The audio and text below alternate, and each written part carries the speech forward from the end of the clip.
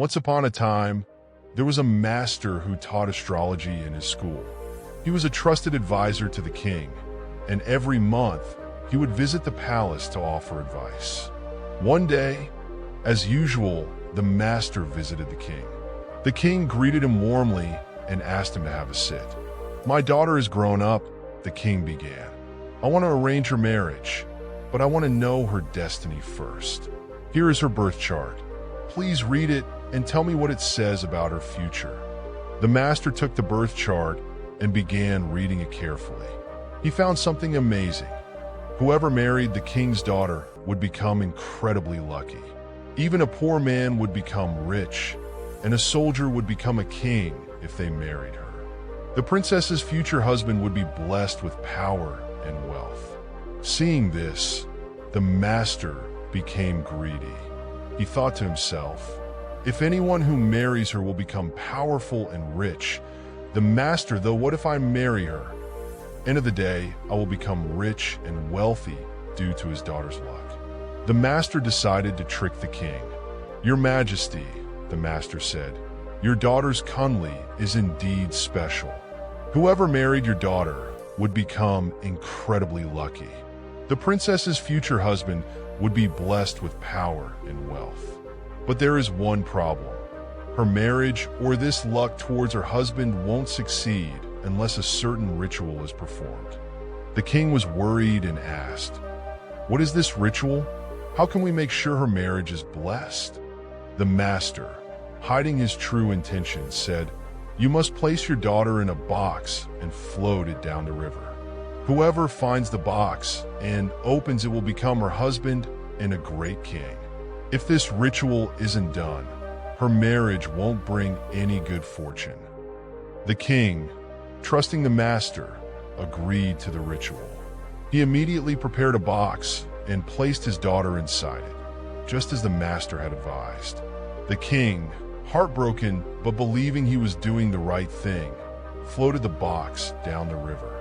Meanwhile, the master returned to his school and told his students, "Today you all have a holiday, but before you go, I need you to go to the river. A box will be floating down the stream. Bring it back to me and place it in my room. No matter what happens, don't open the door until I say so. Understand?" The students, excited for the holiday and a chance to play by the river, eagerly agreed. They waited at the riverbank, watching for the box. However, fate had other plans. On the same day, a young prince was hunting in the forest nearby. After hunting for a while, he decided to wash his hands in the river. As he approached the water, he saw a box floating downstream. Curious, he told his soldiers, "Bring that box to me. Let's see what's inside." The soldiers fetched the box and opened it. Inside, they found a beautiful young woman, the princess. The prince was shocked and asked, "Lady, what are you doing inside this box?"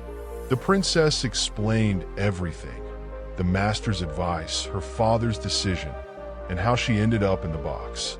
The prince, moved by her story, said, "You were meant to marry the person who found you.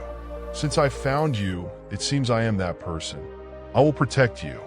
The prince took the princess back to his palace, and soon they were married and lived happily ever after.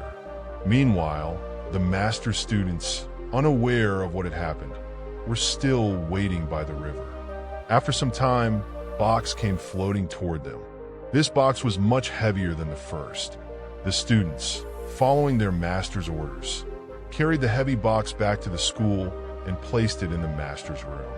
The master, eager to claim his reward, rushed into the room and opened the box. To his shock, instead of finding the princess, he found a large bear. It turned out that earlier, while hunting, the prince had caught this bear in the forest. Not knowing what to do with it, he decided to put the bear in the box and float it down the river. The master, expecting treasure, had unknowingly opened the bear's cage. As the bear roared in anger, the master screamed for help, but the students didn't open the door. They remembered the master's strict order: "No matter what happens, do not open the door." The master's greed and deceit led to his downfall.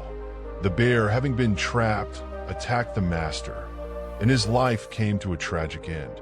The students, following their master's own words, did not open the door until it was too late.